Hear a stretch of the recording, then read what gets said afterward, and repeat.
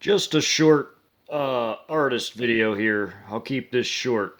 This is that scene from the big battle on the state line. This is only a very, very, very tiny part of that battle. So these are the tank shells, artillery shells, and dropped ordnances like so, blasting everything.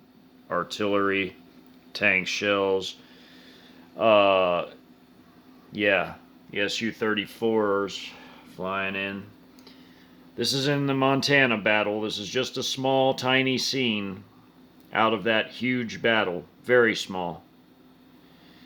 A PAP element of light tanks, Type 62Gs, maybe some Type 59s in there that were reclassed as light tanks due to the size of their 100 millimeter main gun.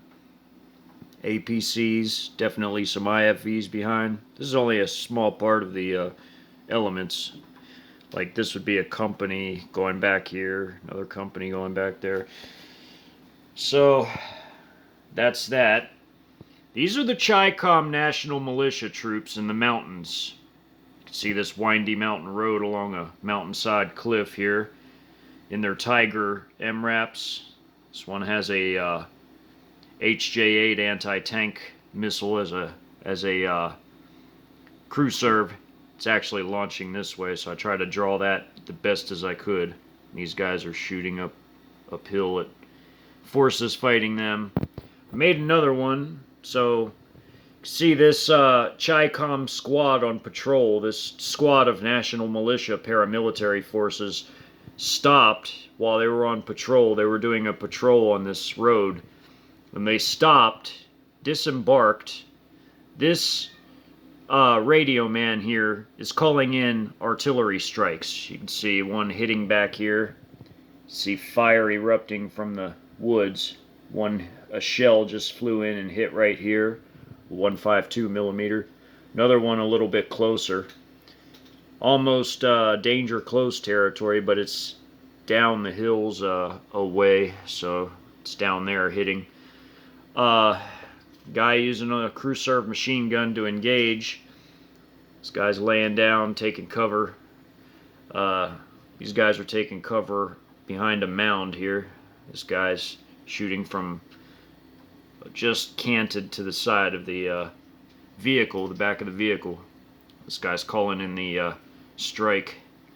So, of course, this was from the Broken Bow one, where this Nanchang Q5 is swooping down and just blew up a few vehicles. You can see all the pieces flying everywhere. This was Route 259 here, and you can see these little trucks and cars going up into the foothills of the Ozarks. But I picked this because much the same would be going on in like the Cascadia area in the campaign that I showed you, in that invasion of the Northwest. You would have Chi-Com JH-7s and Nanchang Q-5s flying these types of precision strike missions on various types of targets.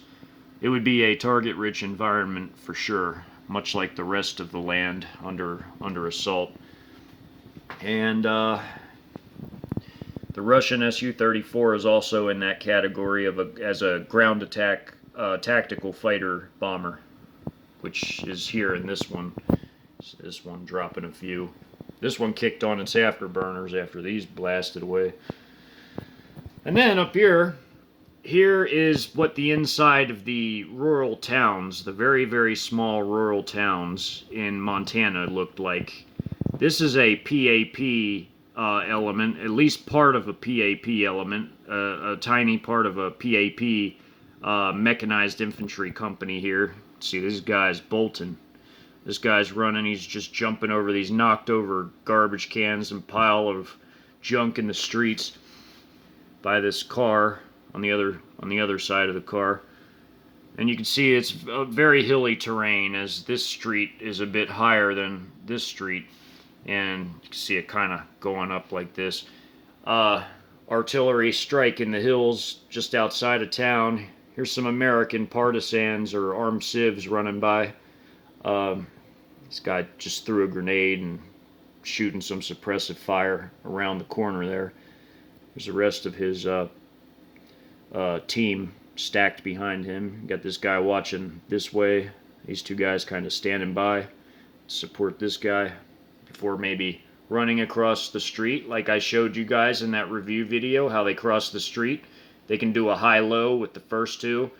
While they're watching this way, these two here can run across the street, and then they can do a high-low and cover that area while these two guys run across. This guy jumping and shooting is just laying suppressive fire ahead while he's maneuvering, which is also something that's frequently done in small firefights. If you have to move ahead, yeah, you're going to be laying suppressive fire. While you run, while you jump, while you whatever, you're going to be shooting on the move. And this guy right behind him is trying to keep pace with this guy who's jumping over these knocked over garbage cans right here. Yeah, and these are two armored personnel carriers where there might be some troops mounted up inside, there might not be. Maybe these guys in this scene here are mounted, or they came out from one of these, it's possible. But yeah, this is only a very, very, very tiny part of a company element here. So, in a small Montana town, pick one, choose one. So, then I just put this up there because this is how other parts of a small town would look after the battle concluded. You can see all the homes are in rubble, and this wall right here is in rubble. 30 millimeter rounds are blowing up here, so each blast like a grenade. Yeah. So this is a town when they're first initially coming into it.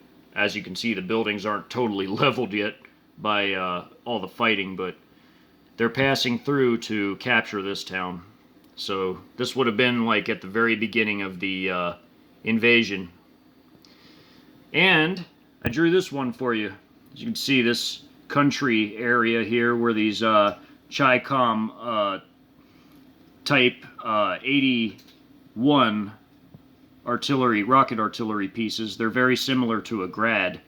They're setting up and they're firing. This would have been like when I told you that element was firing at the Yakima bases, or if they were firing at the other base, the Lewis McChord. They'd have been firing from firing positions out in the middle of nowhere near their CCP properties, moving around here and there just a little bit, shuffling batteries around. And inside of cities, you'd have scenes such as this. And, of course, at the gate of Lewis McChord, which would have been